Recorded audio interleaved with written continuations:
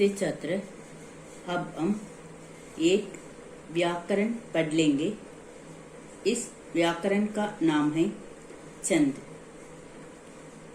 अक्षरों की संख्या एवं क्रम, मात्रा, गणना तथा यति गति के संबंध विशिष्ट नियमों से नियोजित पद रचना छंद कहलाती है।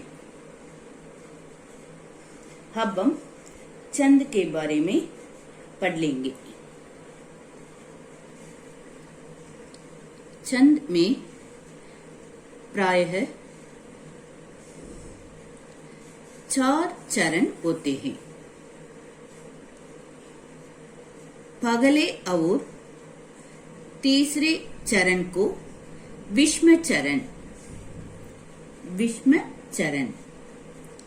और दूसरे और चौथे चरण को समचरण कहा जाता है। पहले और तीसरे चरण को विषम चरण तथा दूसरे और चौथे चरण को समचरण कहा जाता है। इधर देखिए, पहले और तीसरे चरण को विषम चरण, दूसरे और चौथे चरण को समचरण कहा जाता है।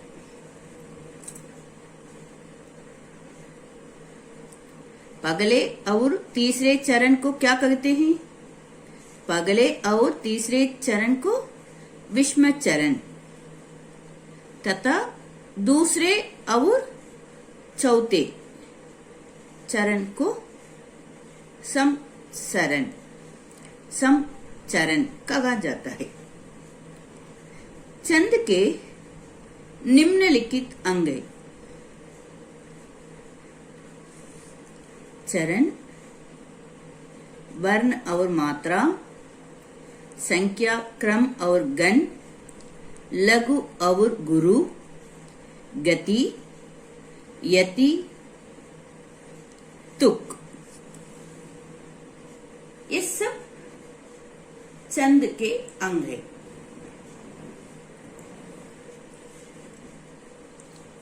चरण, छंद की प्रत्येक पंक्ति को, लाइन को चरण या पद कहते हैं। चरण या पद कहते हैं।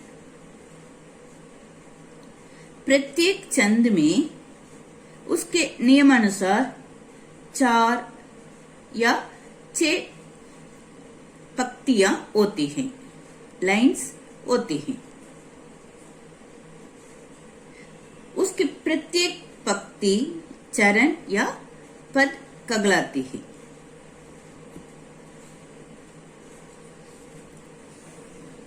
चरण को पाद भी कहा जाता है। चरण को पाद भी कहा जाता है।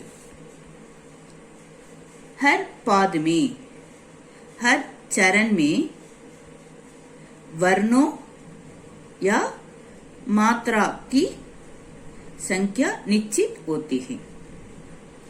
हर पाद में, हर चरण में वर्णों या मात्रा की संख्या निश्चित होती है। वर्ण और मात्रा। वर्ण, छंद में जो अक्षर प्रयोग होते हैं उन्हें वर्ण कहते हैं। छंद में जो अक्षर प्रयोग होते हैं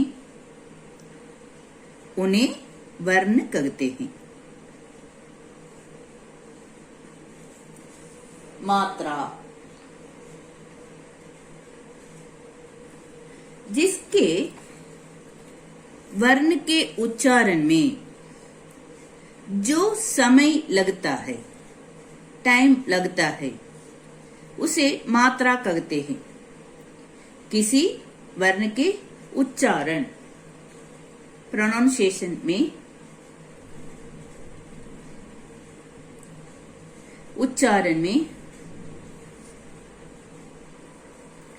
किसी वर्ण के उच्चारण में जो समय लगता है, जो टाइम लगता है, उसे मात्रा कहते हैं। वर्ण छंद में जो अक्षर प्रयोग होते हैं उन्हें वर्ण कहते हैं। मात्रा किसी वर्ण के उच्चारण में जो समय लगता है उसे मात्रा कहते हैं। मात्राएं दो प्रकार की होती है, लघु और गुरु।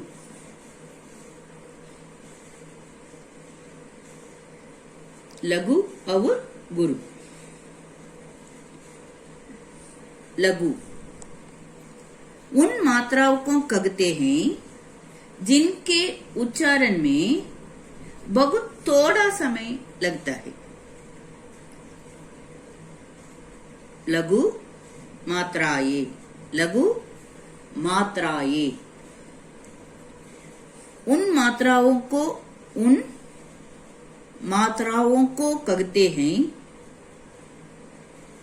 उन मात्राओं को कहते हैं जिनके उच्चारण में बहुत थोड़ा समय लगता है। इनके उच्चारण में बहुत थोड़ा समय लगता है। जैसे हा, ई, उ, अम की मात्रा है।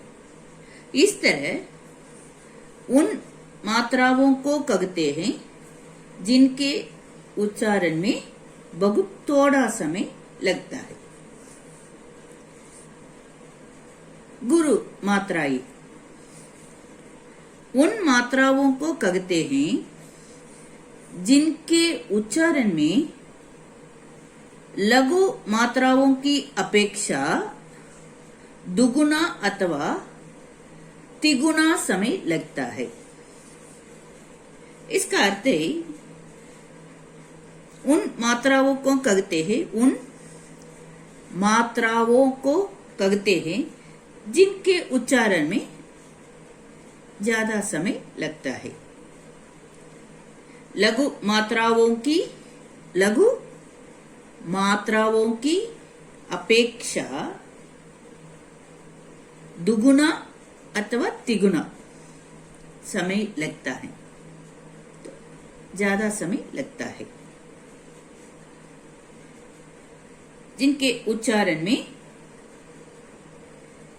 ज्यादा समय लगता है, जैसे ई, ऊ, ये, ऐ, ओ, औ की मात्रा ही।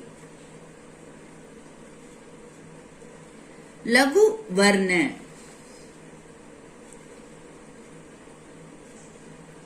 अश्व स्वर की उसकी मात्रा से युक्त व्यंजन वर्ण को लघु वर्ण कहते हैं, लघु वर्ण माना जाता है। उसका चिन्ह यही है।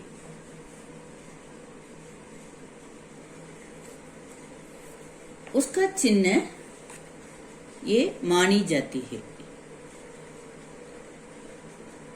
लघु वर्ण अश्व स्वर उसकी मात्रा से युक्त व्यंजन वर्ण को लघु वर्ण माना जाता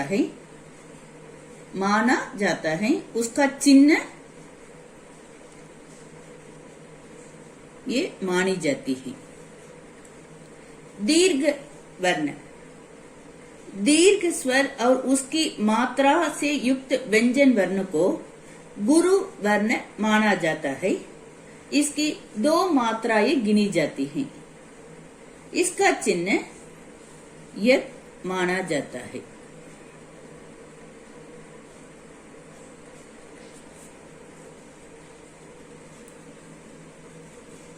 का, की, कु लघु मात्राएं का, की, कु, के, कै, को, कौ। दीर्घ मात्राएं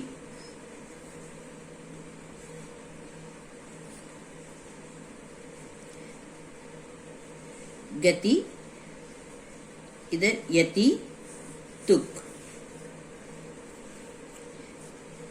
गति छंदोबद्ध रचना को लय में आरोप अवरोप के साथ पढ़ा जाता है। छंद की इस लय को गति कहते हैं। यति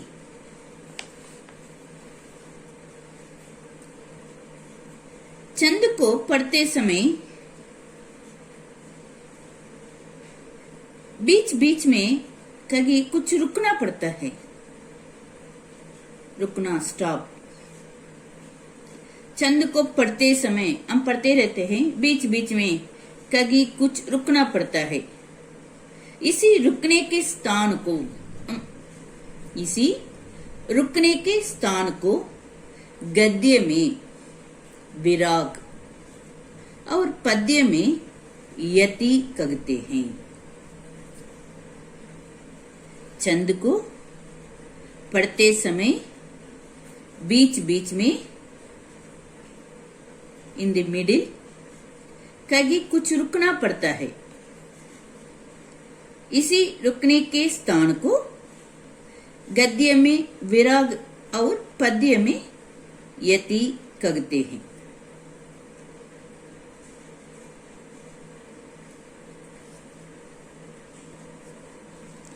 तुक पद के अंत में एक से स्वर वाले एक या अनेक अक्षर आ जाते हैं। उन्हीं को तुक कहते हैं। तुकों में पद श्रुति प्रिय और रोचक होता है। इससे काव्य में सौंदर्य आ जाता है। इधर देखिए, देग, नेग। पद के अंत में एक से स्वर वाले एक या अनेक अक्षर आ जाते हैं। ये उदाहरण है। उन्हीं को तुक कहते हैं।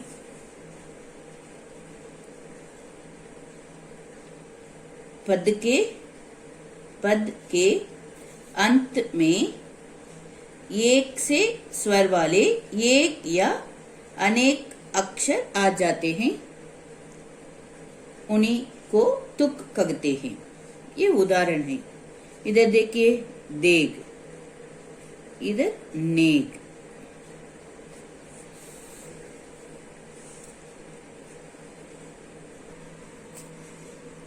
गृह कार्य अब तक पढ़े ना, ये सब विषय को अच्छी तरह एक बार लिखिए। धन्यवाद।